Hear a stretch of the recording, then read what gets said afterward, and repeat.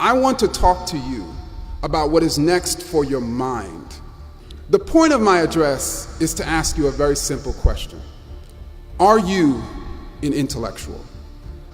I'm asking this question because you need to know that having a doctorate does not make you an intellectual.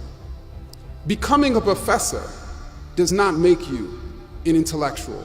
Working in a research lab does not make you an intellectual. Just like there are MDs who are not healers, just like there are reverends who are not about God. Do not become that person.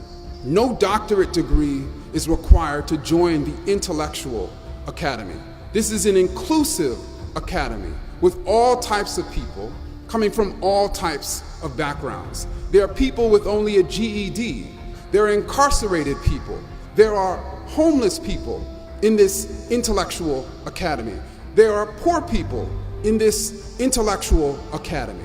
So when I say intellectual, I'm not referring to someone who knows a wealth of information. All of you, I'm sure, know a lot. I do not measure a person's intellect based on how much a person knows.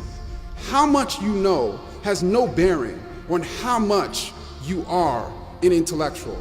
I define, and many others define, an intellectual as someone with a tremendous desire to know. Intellectuals have a tremendous capacity to change their minds on matters, to self-reflect, to self-critique. Intellectuals are only governed by one special interest, and that special interest is rarely self-serving.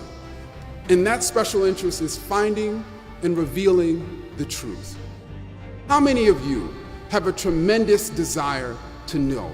How many of your minds are wide open to new ideas? How many of you are searching for ideas that challenge how you see the world? How many of you are willing to look differently at the world with the blink of new evidence? How many of you are critiquing your own ideas as intensely as you critique the ideas of others?